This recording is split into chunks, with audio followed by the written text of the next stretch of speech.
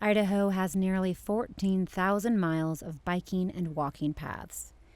Paved urban paths cater to cruisers and commuters.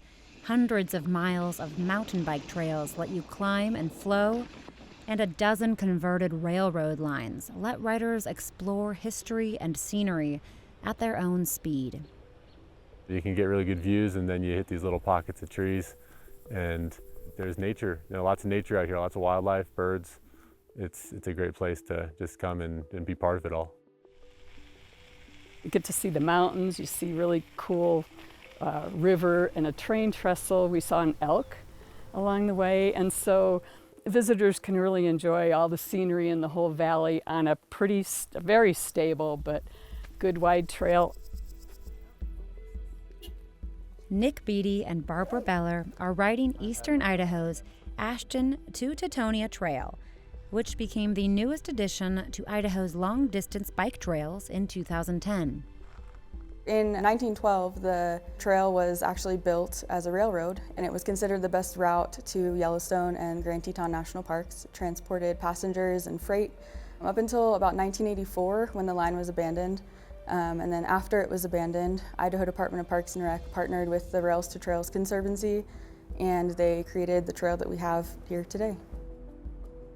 I've been coming out here with my daughter ever since before she could walk, really. It's just a great place to take kids. It's a very mellow grade, nice flat surface, and towing them in the trailer. That's how we started it. This trail definitely ranks high among some of my favorites in the region just because of where it takes you, some of the history of it, the fact that it was a functional railroad line that's now been preserved, for lack of a better word, and is still enjoyable. And to connect Teton Valley kind of up to the beginning of Island Park, I think is really special as well. I think the trestles are some of the favorite sections just because they're so beautiful and quite unique to ride over. Former non-motorized trails coordinator Leo Hennessy helped convert a number of rails to trails. Most of them came along in the 1980s when the railroads wanted to abandon them, and we found out that these would be great rail trails. We were lucky that out of the 10 of them that we had, we got 4 of them, and we got some really good ones, like the Trail of the Coeur d'Alenes, the Route of the Hiawatha.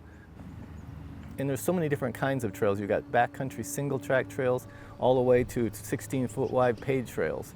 So there's just a different assortment of trails that we worked on throughout the years. And the economic impact for these things is unbelievable. These people coming into these towns are spending money on food, motels. I mean, they're driving from Seattle and all over the country to come to these world-class trails.